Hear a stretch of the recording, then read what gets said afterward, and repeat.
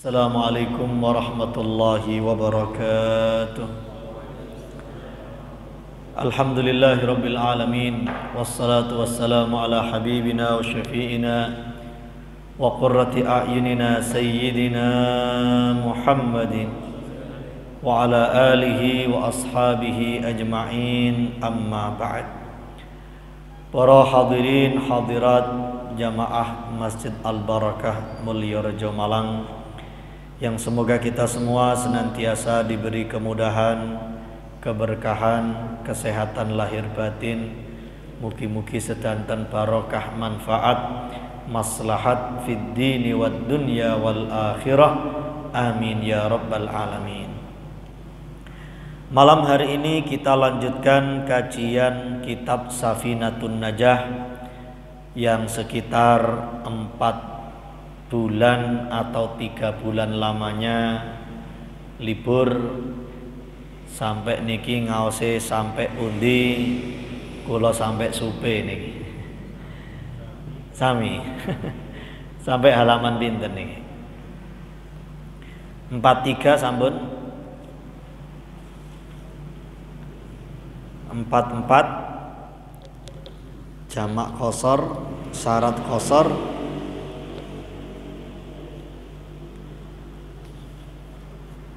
sampai lupa. Kalau sampai lupa nggih sampai jumpa lagi ini.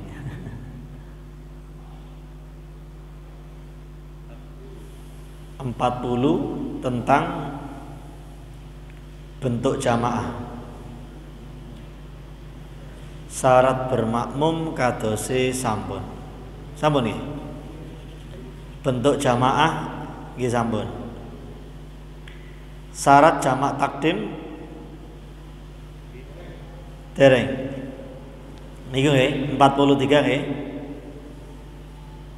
Wujudes nggih. Syarat jamak takdim.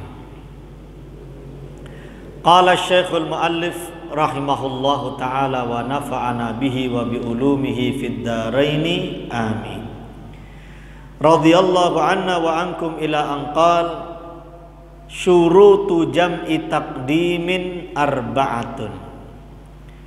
Al-bada'atu bil ula wa niyatul jam'i fiha wal muwalatu bainahuma wa dawamul udhri. Syarat jamak takdim. Kita lihat dulu catatan kaki yang ada di bawah. Orang yang sedang bepergian sejauh 88 km diperbolehkan menjamak sholat. Jamak adalah mengumpulkan untuk melakukan 2 sholat pada satu waktu. Pada satu waktu dikelumpukaken, berarti dijamak. Jamak ini ada 2. Yang pertama jamak takdim, yang kedua nanti jamak takhir. Jamak takdim dilaksanakan di awal waktu, takdim didahulukan, yaitu mengumpulkan pelaksanaan sholat zuhur dan asar pada waktu zuhur dan sholat maghrib dan isya pada waktu maghrib. Zuhur kali asar ten zuhur berarti takdim, maghrib kali isya ten maghrib berarti nggih takdim. Yang kedua jamak takhir, takhir diakhirkan, yaitu pelaksanaan salat zuhur dan asar di waktu asar atau salat maghrib dan isya di waktu isya. Itu pengertian dan jenis jamak. Intinya jamak itu mengumpulkan 2 salat di satu waktu. Tinggal nanti kalau di waktu pertama namanya jamak takdim, kalau di waktu kedua namanya jamak takhir. Tadi teks Arab sudah kita baca. Berikutnya adalah artinya. Syarat diperbolehkan melakukan jamak takdim ada 4, yaitu 1. dalam mengerjakan dimulai dari sholat yang pertama. Panjenengan jamak zuhur kali asar berarti sing dilampahi sholat zuhur riyen. Panjenengan jamak maghrib kali isya berarti ingkang dilampahi sholat maghrib riyen. Panjenengan badhe jamak subuh kali duha mboten enten. Mangke mboten usolli fardhu subhi, usolli fardhu subha, subuh dan duha. Mboten wonten. Cuma ada zuhur, asar, maghrib, isya. Tetap dilakukan ala hasbit tartib. Urutannya gimana? Ya zuhur, asar dulu, maghrib, isya dulu, maghrib dulu, jangan isya dulu. 2. Niat menjamak ketika sedang melakukan sholat pertama. Wa niyatul jam'i fiha. Niat jamak di sholat yang pertama. Termasuk nanti panjenengan nalikane niat jamak itu ketika waktu sholat pertama masih ada. Umpami panjenengan berangkat ten Gresik jam sekawan kala wau. Sret sampai Gresik kranten sampun wonten tol jam 6 sampai mriko punan. Jam 6 mantun ngoten panjenengan kepingin jamak takdim. Kepingin jamak takdim berarti niatnya itu sudah dibaca bahwa panjenengan badhe niat jamak, mboten dibaca nih, dilakukan itu di sholat yang pertama. Pripun redaksi niatnya? Lek cara Arabe mekaten. Usolli fardhal maghribi majmu'an bil isya'i jam'a taqdimin thalatha raka'atin mustaqbilal qiblati makmuman nopo imaman lillahi ta'ala. Lek cara diartosaken, saya niat sholat maghrib dijamak dengan isya, jamak takdim 3 rakaat makmuman lillahi ta'ala. Usalli fardal maghribi majmu'an bil isya'i. Saya niat sholat maghrib dijamak dengan isya. Terus jamak apa? Takdim atau takhir? Jamak takdim. Salasa rakaatin 3 rakaat sebagai makmum lillahi ta'ala. Itu niat menjamak sudah dilakukan pada sholat pertama. Dalam hal ini sholat maghrib. Yang ketiga, mualah niku terus menerus antara sholat yang pertama dengan sholat yang kedua. Panjenengan sampun ngelampahi niat kalau wau terus ngelampahi sholat maghrib 3 rakaat, harus segera melakukan sholat isya. Itu yang namanya mualah, terus menerus. Pertanyaannya, jarak antara sholat pertama dengan yang kedua maksimal berapa? Maksimal seukuran melakukan sholat 2 rakaat. Ternyata tiang ngelampahi sholat 2 rakaat niki pinten menit? 2 menit, bahkan 1 menit setengah nggih cekap. Kita kadang tidak sadar, mosok sih cukup sembayang 1 menit setengah. Tibake cukup nalikane sampun wonten titit niki. Nalikane mantun adzan jenengan dugi ten masjid, dene komat rek komate kurang 1 menit setengah misale. Komate kurang 1 menit setengah. Jenengan salat niki tibake cekap napa mboten? Tibake cekap itu. Ya sekitar itu. Makanya tidak boleh ada pemutus antara sholat pertama dengan sholat yang kedua yang akan dijamak itu. Tidak boleh ada jeda terlalu lama. Nah, terlalu lamanya ukuran berapa? Seukuran melaksanakan sholat 2 rakaat. Umpami, saya niat sholat maghrib dijamak dengan isya, jamak takdim 3 rakaat lillahi ta'ala, makmuman lillahi ta'ala. Salat 3 rakaat. Assalamualaikum warahmatullah. Assalamualaikum warahmatullah. Mendel sekedap mboten napa-napa. Umpami disambi ngunjuk riyin, ngombe riyin nggih. Niki lek mubalik gedhe dipraktekaken pisan ngombene niki. Cuma kan kula dasik dereng mubalikaken niki. Seisin sungkan ngombe ngajeng itu ya. Ngombe dhisik, diombe.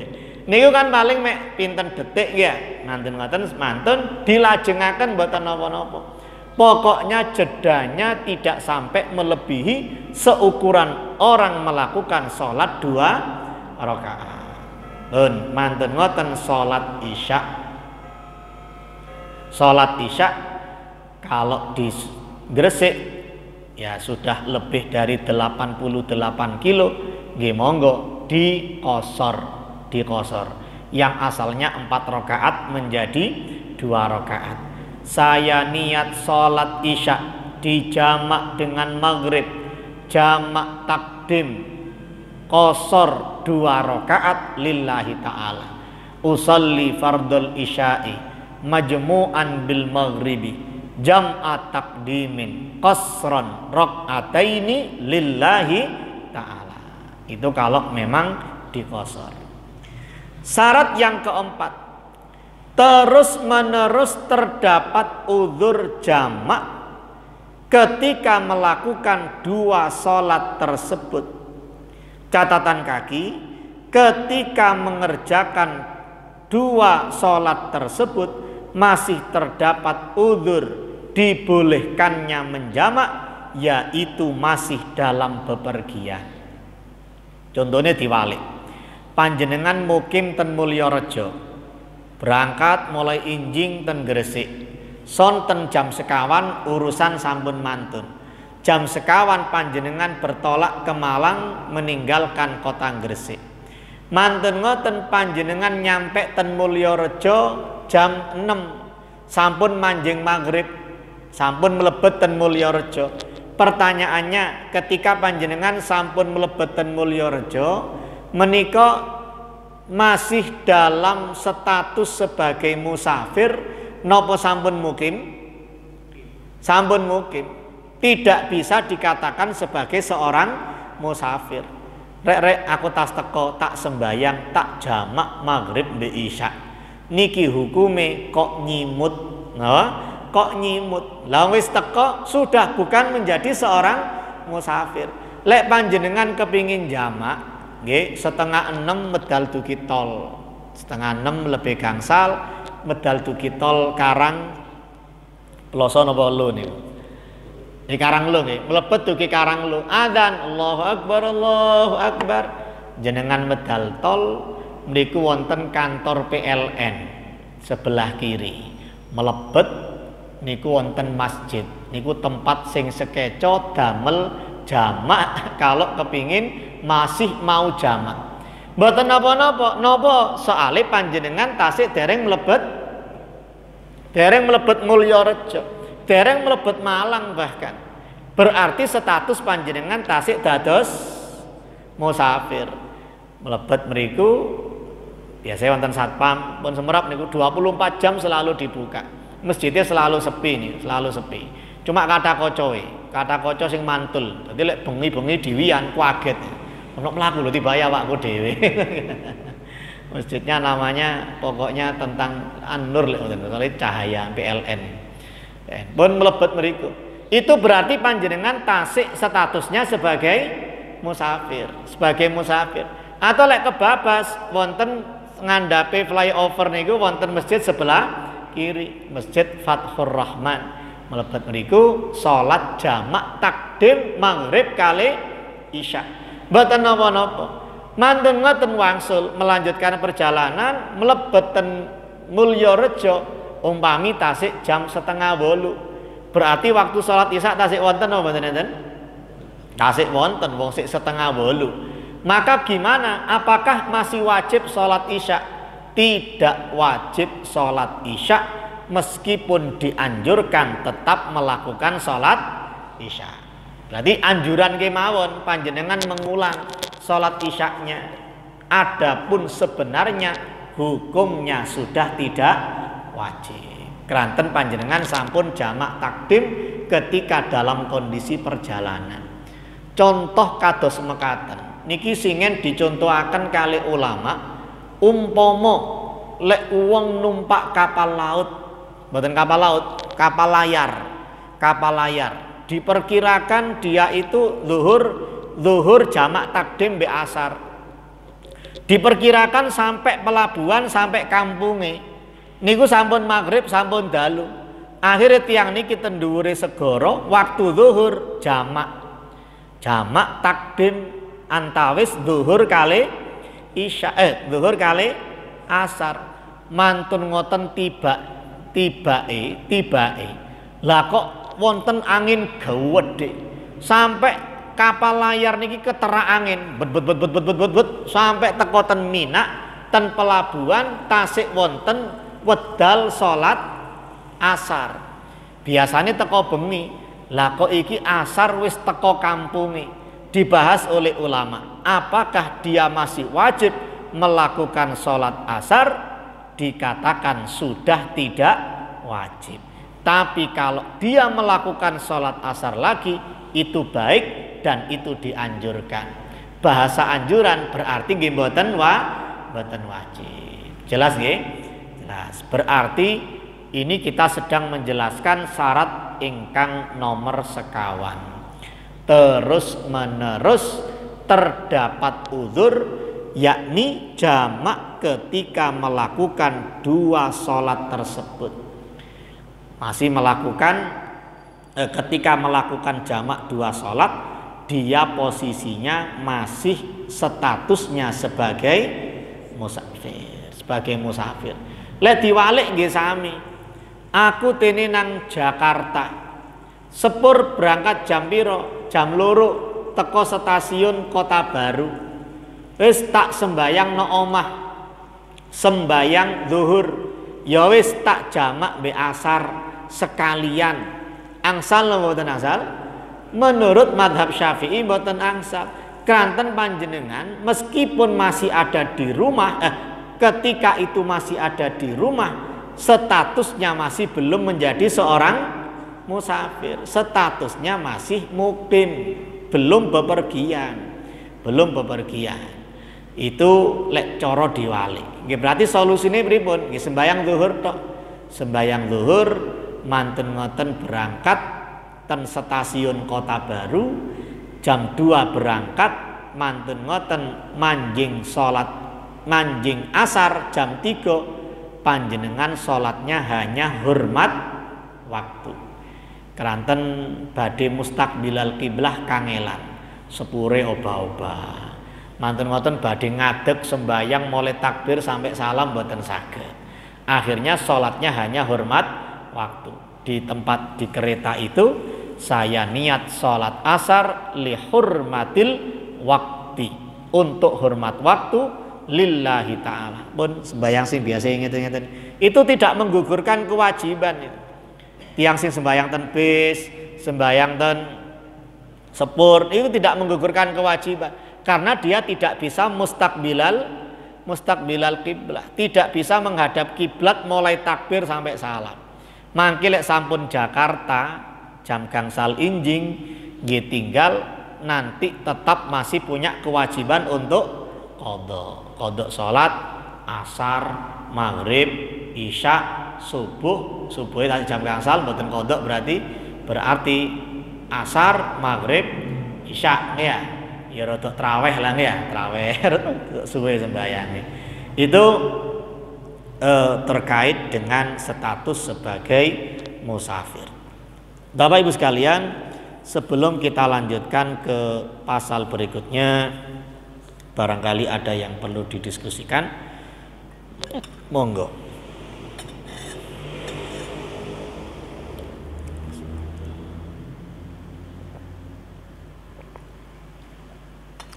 Mboten-mboten nggih?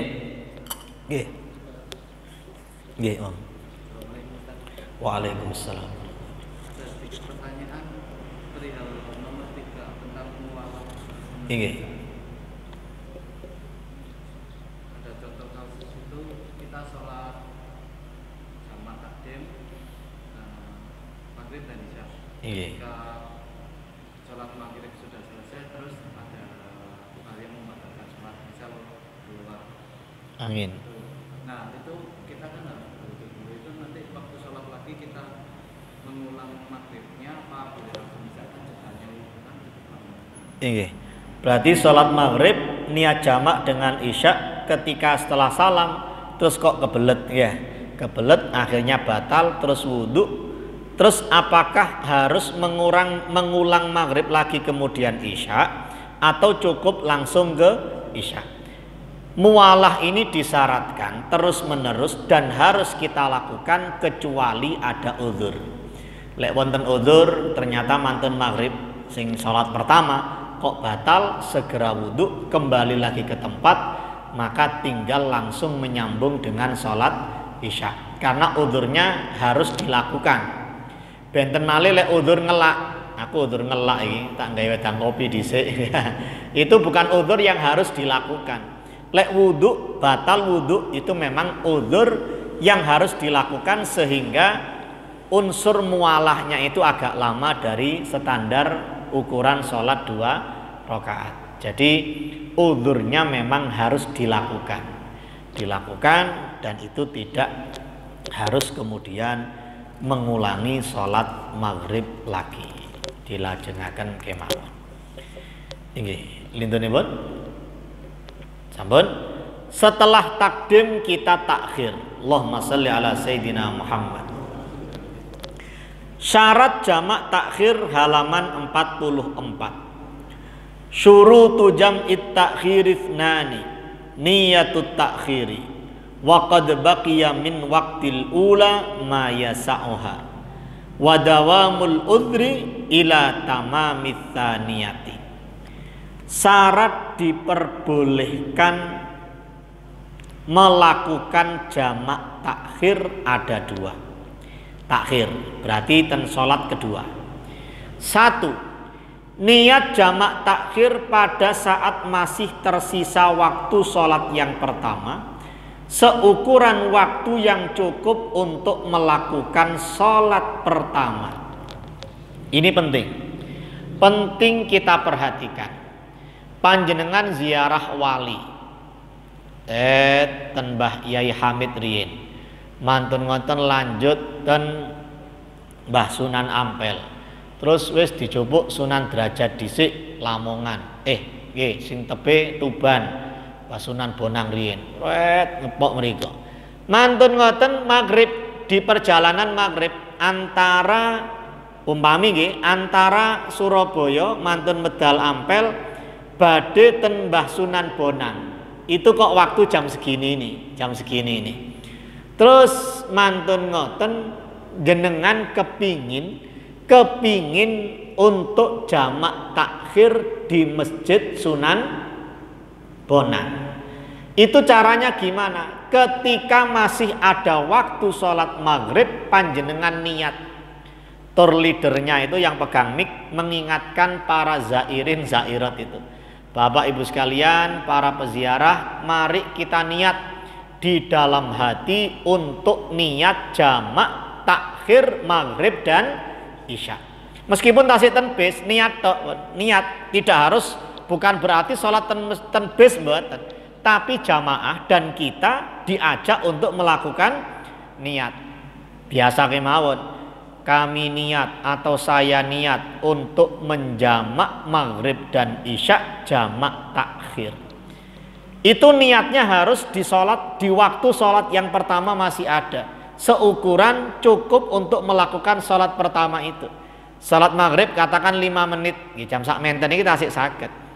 Itu berarti napa niku niatnya harus di sholat pertama. Meskipun tidak harus sholat, mau mangke tasik jamak takhir tentuban. Lek mboten dilampahi, artosipun panjenengan mboten niat, nggih berarti ketika panjenengan sampai tentuban mboten jamak takhir tapi sing maghrib hukume qadha. Maghrib akhirnya jatuhnya qadha. Loh, Ustaz, jenengan mau mboten ngimutaken. Loh iya ya. Nok perjalanan maghrib mau gak ngelingno lek niat jamak. Sampeyan niat nggih mboten Ustaz, mboten niat. Jenengan mboten ngimutaken kula nggih mboten semerap. Akhirnya sampai di Tuban tidak boleh dinamakan jamak takhir. isaknya biasa, usolli fardhul isya'i arba'a raka'atin mustaqbilal qiblati adaan makmuman lillahi ta'ala. Manten ngoten maghrib, wong maghrib mboten diniati jamak, nggih akhire usolli fardhul maghribi thalatha raka'atin mustaqbilal qiblati qadhaan lillahi ta'ala. Ini pentingnya diperhatikan supaya niat kalau mau jamak takhir nih, niatnya sudah harus dilakukan ketika waktu sholat pertama. Berarti memang panjenengan niat jamak. Lek boten niat nopo-nopo keluar waktu maghrib, gak niat jamak. Berarti ketika sudah keluar maghrib dan belum sholat maghrib, berarti sholat maghribnya bukan jamak tapi nopo qadha. Jelas nih. Nomor kali syarat yang kedua, terus menerus sami kali kalau wau terus menerus terdapat udzur sampai selesainya sholat yang kedua. Sama keterangan di antara keterangan cabang, panjenengan wangsul dugi Gresik kalau wau jam sekawan wayahe maghrib medal tol niku tol Karangploso adzan maghrib engko ae wis jamak takhir no al barokah angsal mboten angsal nggih mlebet setengah 8 lah kok mlebu rene jamak takhir maghrib kali isya, padahal panjenengan sampun dihukumi mukim, tidak lagi dihukumi sebagai musafir. Itu pun kadang jamak takhire mboten ten mriki, paling jojuk langsung ten pundi? Jojuk ten griya. Padahal kula mboten nate nglampahi niki. Nabi itu punya kesunahan lek kesa badhe kesa salat 2 rakaat, lek wangsul nggih salat 2 rakaat ten masjid. Panjenengan nate nglampahi wangsul dugi Gresik, wangsul mboten jojuk griya. Langsung jojuk al barokah salat 2 rakaat. Nate niki sunahe Kanjeng Nabi niki. Nate nglampahi biasanya jojuk pundi? Lek mampir ngoten paling ten Indomaret. Nukokno lare-lare oleh-oleh. Paling ya langsung jojuk omah dan geletak ndang Siti Rahat.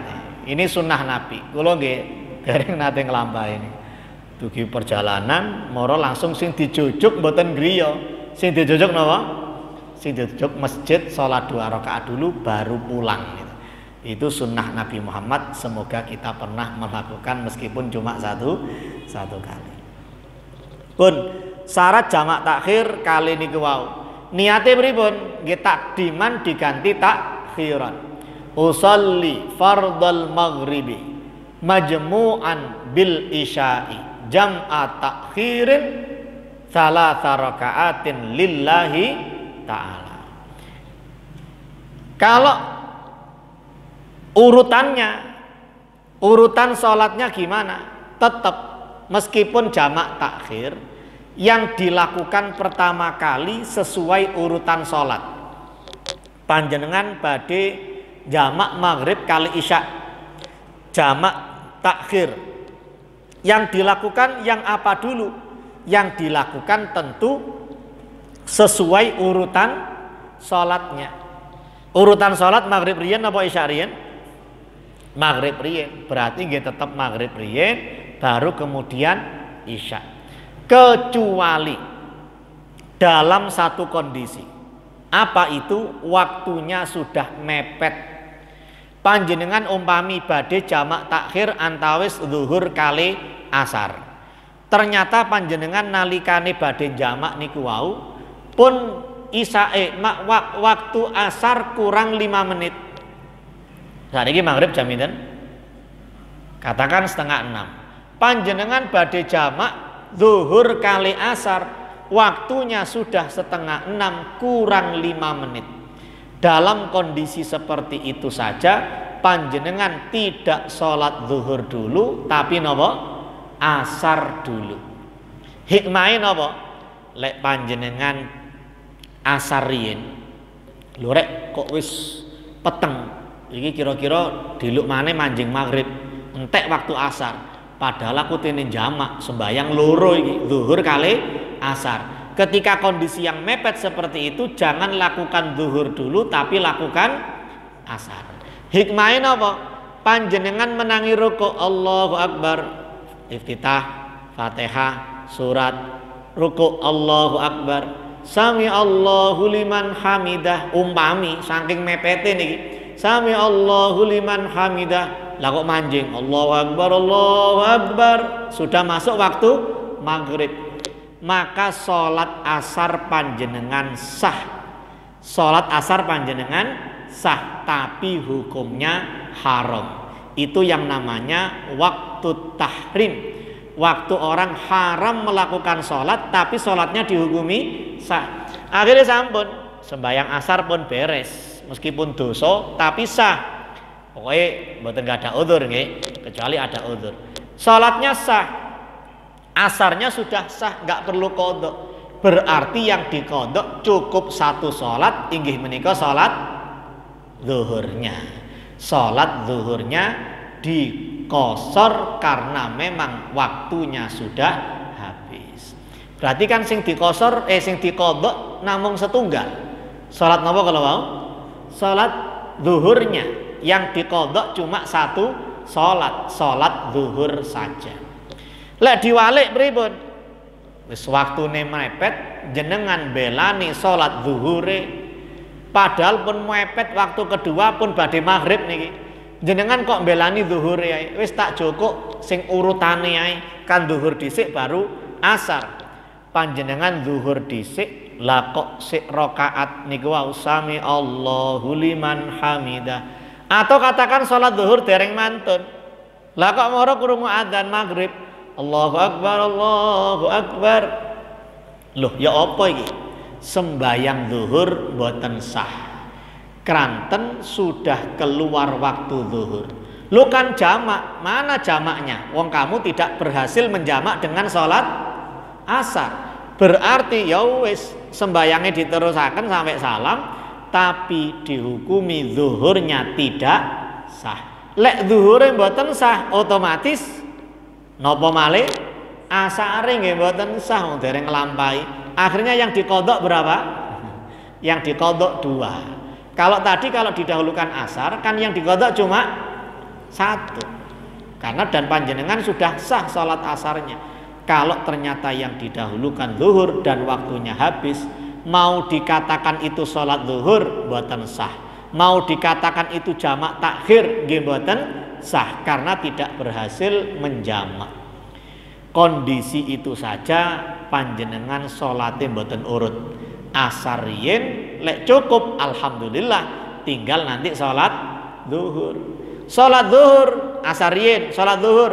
Sholat pertama napa niki rakaat pertama sami Allahu liman hamidah. Lah kok manjing maghrib, mlebet maghrib, sudah berarti asare sah, zuhure nggih sah, meskipun hukumnya haram karena sudah masuk waktu sholat maghrib, sholat berikutnya.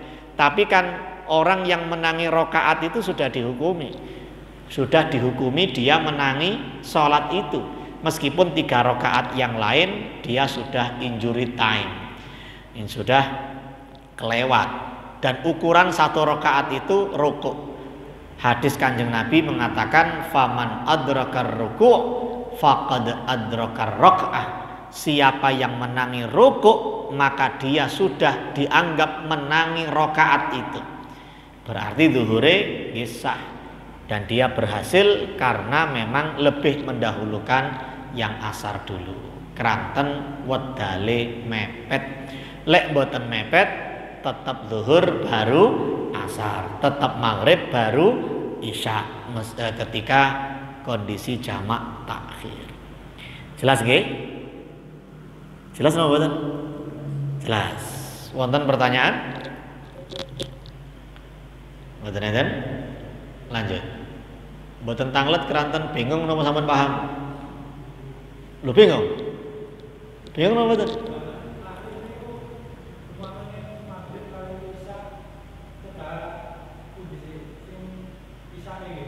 Loh, kedah maghrib riyen.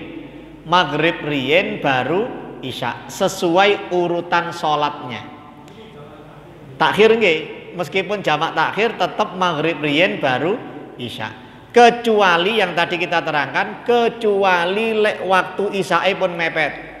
atau waktu asare pun mepet. Kalau mepet berarti dahulukan isyaknya dulu, atau dalam kondisi jamak zuhur kali asar dahulukan asar dulu. Cek mboten ngodok salat loro, cek mangke kenging kali-kali ini. Ngoten nggih? Meskipun jamak takhir dahulukan sesuai urutan salatnya. Jamak takhir zuhur kali asar, salat nomor yen zuhur dulu baru asar. Jamak takhir maghrib kali isya, salat nomor yen maghrib dulu baru isya, kecuali waktu asare mepet atau waktu isyae sampun mepet.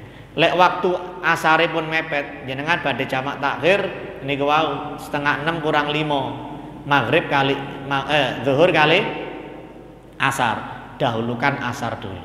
Kranten wedale sampun mepet. Lek mboten mepet nggih zuhur riyin. Lek maghrib kali isya maghrib riyin. Jelas nggih? Halo? Halo? Lintunipun wonten pertanyaan lintu? Wonten. Lanjut syarat qasar.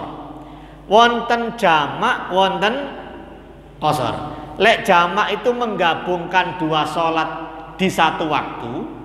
Kalau qasar meringkas, sing asale sekawan dados kali, sing asale kali dados mboten enten. Sing asale telu siji setunggal mboten enten. Berarti yang cuma bisa dikosor cuma yang rubaiyah, yang jumlah rokaatnya 4 rokaat. Napa berarti? Zuhur, asar, isya. Syurutul qasri sab'atun. An yakuna safaruhu marhalataini wa an yakuna mubahan wal ilmu bijawazil qasri wa niyatul qasri indal ihram wa an takuna salatu rubaiyatan wa dawamus safari ila tamamiha wa alla yaqdadiya bimutimmin fi juz'in min salatihi. Ada catatan kaki nomor 34. Di samping diperbolehkan menjamak salat, orang yang bepergian sejauh 88 km diperbolehkan mengqasar salat, yaitu meringkas salat. Salat yang pada mulanya 4 rakaat diringkas menjadi 2 rakaat. Syarat diperbolehkannya qasar ada 7, yaitu setong, bepergian minimal sejauh 2 marhalah. Berapa 2 marhalah itu? Ada beberapa pendapat. Ada yang mengatakan sejauh 88 km, 99 km atau 101 km. Cara paling ndek sing 88. Nggih kinten-kinten mriki ten Surabaya. Mriki Surabaya itu alun-alun ten Surabaya mawon 80 gangsal. Berarti alun-alun ten mriki pinten kilo? 6 kilo. Berarti 85 tambah 6 pinten? 91 pun saged qasar. Monggo berangkat ten Surabaya. Bepergian minimal sejauh 2 marhalah. Minimal hitungan 88. Ada yang hitung 84, ada yang hitung 85. 2. Sedang melakukan bepergian yang diperbolehkan. Bepergian yang diperbolehkan di sini adalah lawan kata dari bepergian yang diharamkan. Seperti bepergian untuk mencuri dan semisalnya. Aku tenang Surabaya, lapo silaturahim. Berarti aku oleh qasar nek kono angsal. Kranten silaturahim niki mubah, bahkan itu ibadah. Tapi lek mboten umpami tenang di nang Surabaya, ke lapo? Te nyolong. Te nyolong. Niku mboten saged qasar niku. Kalau rekreasi usahakan. Rekreasi niku sakniki rentan maksiat niku. Lek boten maksiat nggih bu siat, mbok siat nggih. Lah coba nang Balai Kambang kok ketok napa niki wong adus. Ketok wong adus. Lek jenengan rekreasi pas napa niki napa niki liburane lare-lare niku pun niat rekreasi tok, niat silaturahim. Mungkin badhe ten pundi niku balik Kambang mampir dhisik ten Bantur. Mriko wonten derek misale Pak D, Pak Lik, mampir mriku akhire mboten niat dolen tok tapi niat silaturahim. Lek dolen tok niku khawatir nggih lek dolen jaman singen mungkin nggih memang dolen. Dolen ten Arab niku nggih mek dolen bakar-bakar kambing ten pundi ngoten niku. Lah saniki kan rentan ada maksiat, Maka kalau bepergiannya tidak mubah, tidak boleh melakukan qasar salat. 3. Benten malih ngeten lho. Benten antawis as-safaru lil maksiyah kali al maksiyah fis safar. As-safaru lil maksiyah bepergian untuk maksiat. Tapi lek al maksiyah fis safar maksiat di perjalanan. Yang kedua ini tidak berpengaruh. Tetap panjenengan angsal qasar. Keranten orang sulit untuk menghindari maksiat ketika berada di perjalanan. Lek sing pertama mboten angsal, as-safaru lil maksiyah. Aku tene berangkat nang ndi? Tene berangkat nyolong. Itu berarti perjalanannya untuk maksiat. Benten kalih ngeten, aku tene nang silaturahim nang Sumawe, Sumber Manjing Wetan. Duka pinten kilo nih? Katakan sudah senanulah teng Gresik. Aku tene ziarah makam Sunan Maulana Malik Ibrahim. Mantun ngoten, niat perjalanannya kan boleh. Bahkan ini niat ziarah kubur. Tadi tawasul teng mriko. Tibake ten Embong kok nemokaken maksiat. Numpak mobil ten ngajeng 20 meter ono tiang arek wedok ireng. Oh, mantun ngoten lah kok gawe celonone adike. Terus ditingali MULUS mules ya. Soalnya kan masuk angin gawe celonone sinten adike. Niku mboten perjalanan untuk maksiat mboten. Wong perjalanan panjenengan asline temundi? Asline badhe ziarah. Itu bukan perjalanan untuk maksiat. Tapi ketemu maksiat di perjalanan. Mboten masalah, tetap angsal qasar panjenengan. Wong gak sengaja. Pokoknya mboten ditutuk-tutukaken ya. Gak sengaja, astagfirullahaladzim, langsung noleh golek liyane. Mboten. Pun mantun ngoten. Astagfirullahaladzim. Dan itu pandangan pertama enggak sengaja sebentar saja. Kulo niki mulai injing wau cekukan. Kan iki kok medal malih niki. Cekukan iki. Pandangan pertama yang tidak dosa itu sebentar. Nah, niki medal malih. Sebentar. Dan pandangan pertama nih, tet moro ngalih ngeten. Mboten moro pertama ditutukaken. Bun, bismillahirrahmanirrahim. Bun, nomor pinten kalau wau? Nomor 2. 3. Mengerti hal-hal yang menjadi sebab kebolehan melakukan qasar. Semerap ilmune. Aku oleh qasar, lek perjalananku mubah, jarake sakmene, kedah semerap ilmune. Lek mboten semerap ilmune mboten saged. Isane. Oh nggih. Untung pun pas cegukan. Berarti sing imami sanes kula mangke. Moro Fatihah moro cegukan lak lucu nih. Mugi-mugi dados ilmu ingkang barokah manfaat. Mangke diimutaken halaman 45 nomor 2. Nanti kita lanjutkan yang nomor 3. Mugi-mugi sehat wal afiat sedanten, panjang umur fi taatillah wa taati Rasulillah sallallahu alaihi wasallam. Mugi-mugi sehat lahir batin biqabulil Fatihah.